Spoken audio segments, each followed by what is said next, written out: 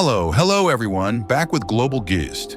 Amidst the morning mist of the Kedu Highlands, a majestic silhouette slowly emerges. Borobudur, silent, towering, timeless, rising from the earth like a sacred guardian, embraced by forests and watched over by ancient volcanoes. Pause, gentle wind sound. But behind this grandeur lies a mystery. Who built this temple?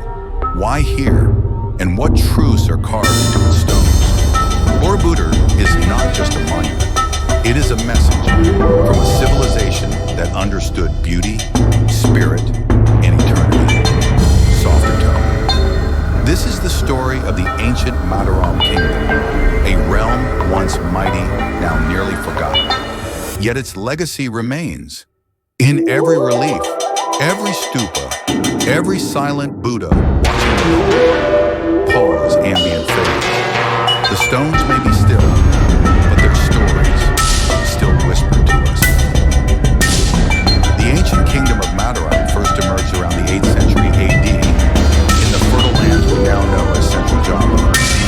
Nestled between two towering volcanoes, Mount Merapi, with its fiery eruptions, and Mount Mataram, calm and serene. This region proved to be incredibly strategic for the establishment of a powerful kingdom. The breathtaking landscape not only offered abundant natural resources, but also provided the perfect setting for the rise of a great civilization.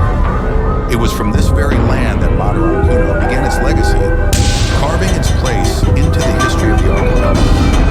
In 732 AD, an important inscription known as the Magelang inscription was discovered. Within it, we learn of a king who laid the foundation for the Mataram Dynasty, King Sanjaya. He was the first ruler of the Sanjaya Dynasty, a dynasty that embraced Shaiva Hinduism, and his reign was marked by ambition and remarkable leadership.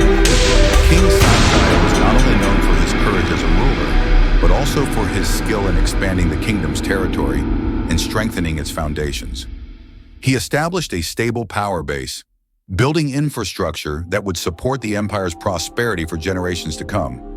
However, Mataram Kuna was not solely defined by Hinduism. On the other side of the kingdom, another powerful dynasty held sway, the Syailendra Dynasty. This dynasty embraced Mahayana Buddhism, which profoundly influenced the culture and arts of the region. The Syailendra were even instrumental in the construction of the majestic Borobudur temple, a symbol of Buddhist greatness that still stands to this day. These two dynasties, although divided by religious beliefs, did not simply exist in isolation. Did they compete for power, or did they forge an alliance that complemented each other? This remains one of the unanswered questions of history, as records from the time offer little insight into their relationship. Yet one thing is certain: their cooperation and differences gave rise to a rich cultural legacy that remains invaluable to Indonesia's heritage. The Syailendra Dynasty was known as a protector of the arts and the Buddhist faith. Under their rule, one of the greatest spiritual masterpieces of the ancient world began to take shape. Around 760 AD, construction of Borobudur Temple began, its completion coming roughly 70 years later in 830 AD. Remarkably, this monumental structure was built without the use of mortar. Instead, massive blocks of andesite stone were intricately locked together, creating a perfect balance of strength and design. Borobudur is not merely a temple, it is a journey, an artistic and spiritual representation of the Buddhist path to enlightenment. The temple is designed in 10 levels, each symbolizing a stage in the spiritual journey. The first level, Kamadatu, represents the world of desire, where human beings are bound by worldly pleasures. The second, Rupadatu, symbolizes the world of forms, where the soul begins to transcend earthly attachments. And at the top, Arudatu, the world of formlessness, the realm where enlightenment is achieved, free from desires, free from form, pure wisdom. But Borobudur is more than just a place of worship. It is a spiritual encyclopedia, a comprehensive guide to the Buddhist teachings, etched into the very stone itself. Each relief, each stupa, and each Buddha statue tells a story of suffering, compassion, and ultimate liberation. Borobudur is not merely a temple, it is a treasure trove of stories. Adorning its walls are over 2,600 relief panels, each one a visual story, capturing the essence of life, the teachings of Buddha, and the profound laws of karma.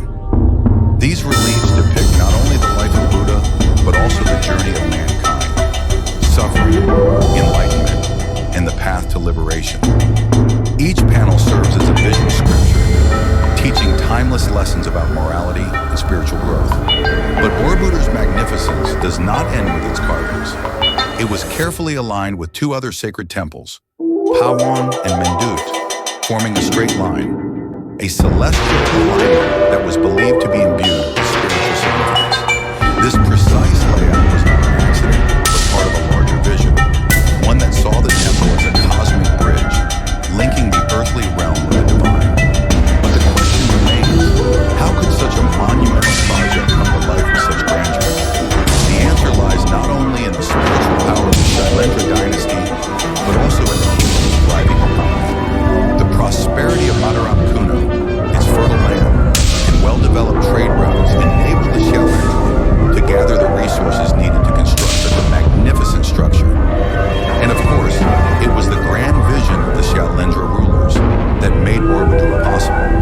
An ambition to create not just a temple, but a universal symbol of Buddhist wisdom and spiritual enlightenment. By the 10th century, the kingdom of Mataram began to decline. Several factors contributed to this downfall, but one event stands out as a turning point in the kingdom's fate. A cataclysmic eruption of Mount Merapi, one of the most active volcanoes in the world, sent shockwaves through the world. The eruption devastated the land, destroying crops, villages, and threatening the very heart of the Mataram kingdom itself. Forced by this natural disaster, the kingdom's rulers made the difficult decision to move the capital eastward, to a safer region in what is now known as East Java.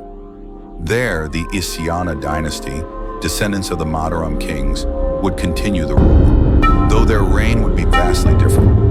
Meanwhile, Borobudur, along with other temples of the region, was left behind.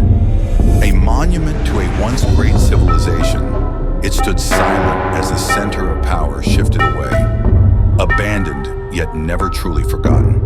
The memory of the great kingdom and its extraordinary creations would fade into the mist of time, but the temples like Borobudur remained silent witnesses to an era of glory and spiritual greatness.